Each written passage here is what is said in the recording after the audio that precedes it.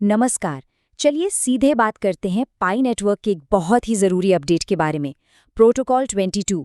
और हाँ, ये एक ऐसा अपडेट है जिसे कोई भी नज़रअंदाज नहीं कर सकता। जी हाँ, स्क्रीन पर जो नंबर दिख रहा है वो कोई मजाक नहीं है। पाई नेटवर्क के सभी नोड ऑपरेटर्स के पास इस मैंडेटरी अपडेट को पूरा करने के लिए सिर्फ 4 दिन बचे हैं। टाइम सच में बहुत तेजी से निकल रहा है।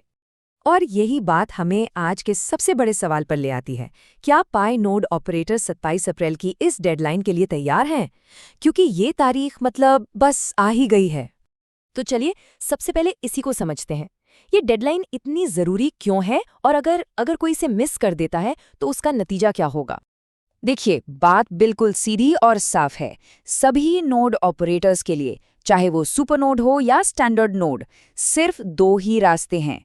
या तो 27 अप्रैल तक अपग्रेड कर लो और बिना किसी दिक्कत के पाई मिनट से जुड़े रहो, या फिर अगर डेडलाइन मिस हो गई तो नोड अपने आप ही नेटवर्क से डिस्कनेक्ट हो जाएगा। हाँ, बाद में अपग्रेड करके वापस कनेक्ट हो सकते हैं, लेकिन तब तक की सारी नेटवर्क एक्टिविटी मिस हो जाएगी। अच्छा, तो अब सवाल ये उठता है कि आखिर ये प्रोटोकॉल 22 अपग्रेड है क्या? मतलब ऐसी क्या बात है जिसके लिए इतनी ज़्यादा जल्दी की जा रही है? तो देखिए, प्रोटोकॉल 22 कोई बड़ा नया फीचर नहीं ला रहा है। इसे आप नेटवर्क के लिए एक ज़रूरी मेंटेनेंस या घर की सफाई जैसा समझ सकते हैं।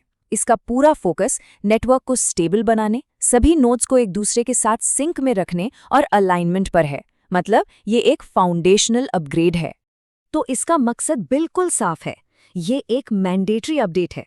सबको वर्जन 21.2 से 22.1 पर जाना ही है। इससे नेटवर्क की स्टेबिलिटी और सिंक्रोनाइजेशन पक्का होगा।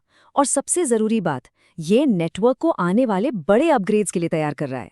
फिर से बता दूं, इसमें कोई नया चमचमाता फीचर नहीं है। ये सिर्फ और सिर्फ नींव को मजबूत करने के बारे में है। पर जब हम नींव की बात ही कर रहे हैं तो चलिए देखते हैं कि ये नींव किस बड़ी इमारत के लिए रखी जा रही है।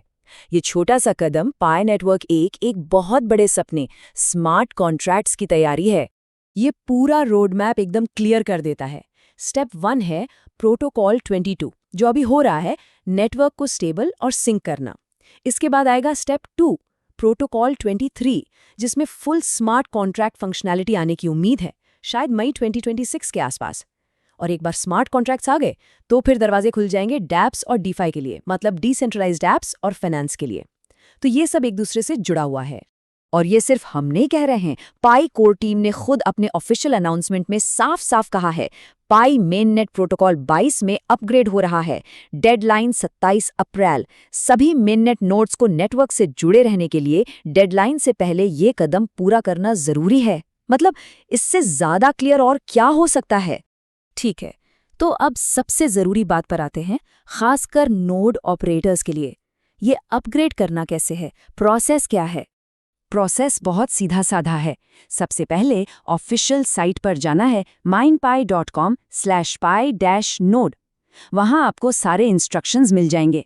फिर V22.1 के लिए दिए गए निर्देशों को फॉलो करके अपग्रेड पूरा करना है। और हाँ, एक बहुत ज़रूरी बात, कोई भी वर्जन स्किप नहीं करना है। अपग्रेड हमेशा एक क्रम में होता है, जैसे V21.2 से सीधे V22.1 पर। चलिए अब थोड़ा आगे की सोचते हैं। इस पूरे अपग्रेड का असर क्या होगा?